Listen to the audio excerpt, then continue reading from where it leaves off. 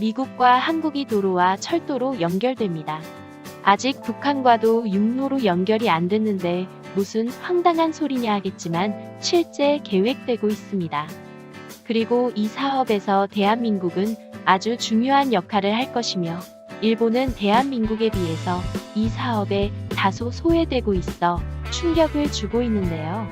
국토전략TV를 구독해주세요. 베링 해협을 연결하는 건설 사업이 주목받고 있습니다.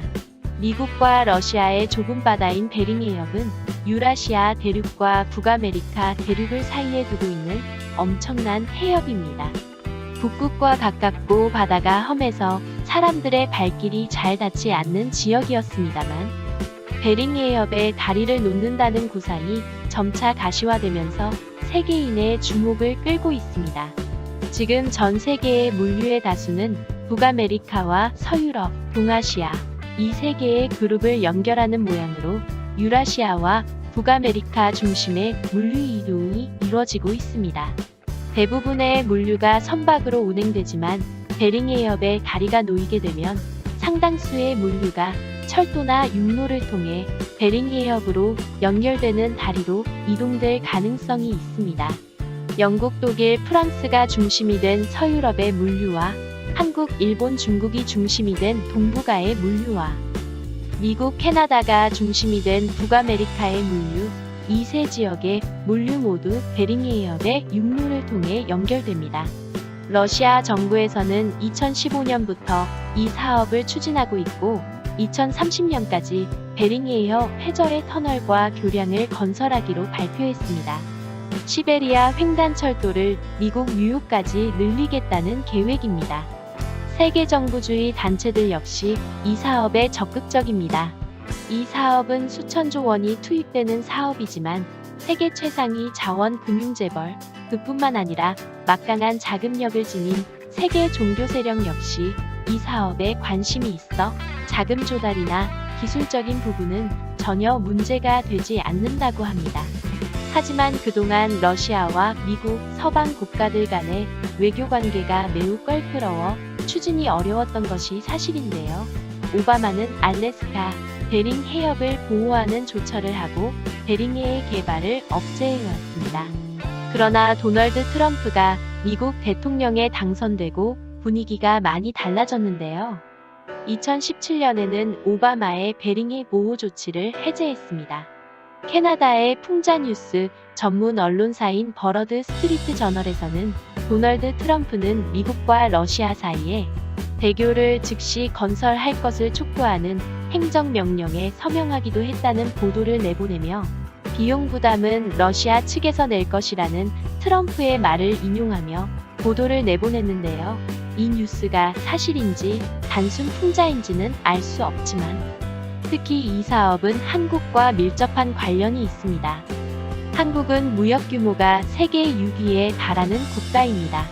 바로 남북한이 통일돼야 한국의 막대한 물류를 베링해의 교량과 터널을 이용하게 할 수 있습니다.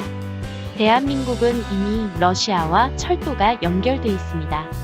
북한의 철도 개량만 끝내면 바로 시베리아 철도를 탈 수 있습니다.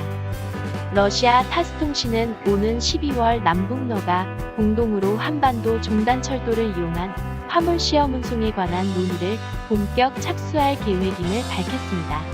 이번 12월에 화물철도 운행이 확정되면 한국에서 북한을 거쳐서 화물철도를 유럽으로 보낼 수 있게 됩니다.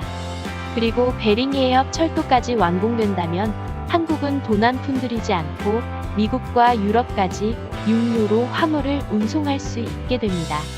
미국 도널드 트럼프 대통령은 러시아를 어느 정도 경제를 회생시켜 유럽의 패권 확장을 견제하고 싶어 합니다. 때문에 G7에 다시 러시아를 끌어들이고자 했습니다. 인구 5억 유럽연합은 미국보다 거대한 경제권입니다. 이러한 유럽연합의 패권을 견제하려면 미국의 제어가 가능한 범위 안에서 러시아의 패권 성장이 어느 정도 필요한 상황입니다. 때문에 트럼프로서는 베링해협의 대교 건설을 추진하는 것은 미국의 이익과 부합하는 일이 될 수 있습니다.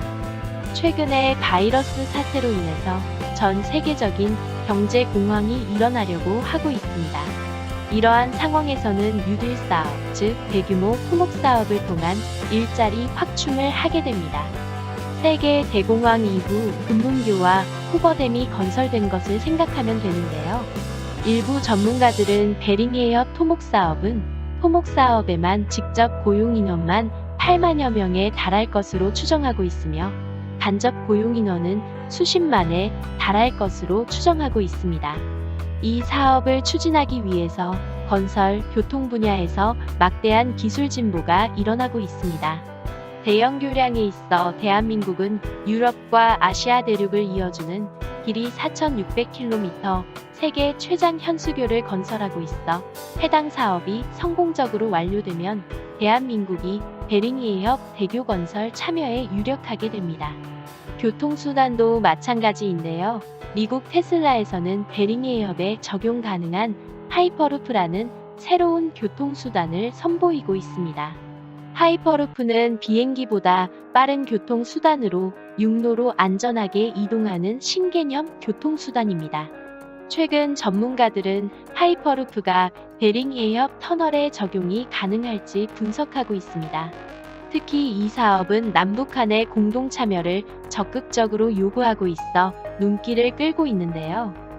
해당 사업을 추진하는 재단 측에서는 한국의 기술력은 물론 인건비가 저렴한 북한의 노동력 사용을 언급하기도 하며 대한민국의 통일을 촉진할 사업이 될 수 있을 것으로 전망되고 있습니다.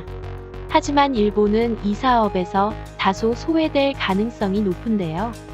러시아는 일본의 사할린 제도를 통해 일본 홋카이도를 연결하는 다리 건설과 베링해협까지 연결되는 노선을 제안했습니다. 하지만 러시아와 일본 사이에 영토 갈등이 있어 거의 무산되고 있는 상황입니다. 그리고 일본 시민들은 러시아를 비자 없이 자유롭게 왕래를 하지 못해서 미국까지 한 번에 차량 주행을 할 수 없습니다. 반면 대한민국은 러시아, 캐나다, 미국 모두 무비자로 통행이 가능한 상황인데요. 만약 베링해협 연결 사업이 진행되면 우리 대한민국이 좀 더 대륙 진출에 높은 우위를 점할 것으로 보입니다. 베링해협 터널과 다리가 완공된다면 대서양에 놓여있던 패권이 완벽하게 태평양 측으로 변동될 것으로 보입니다. 대한민국은 그 중심에 위치하게 될 것으로 전망합니다. 오늘은 이것으로 마칩니다. 시청해주셔서 감사합니다.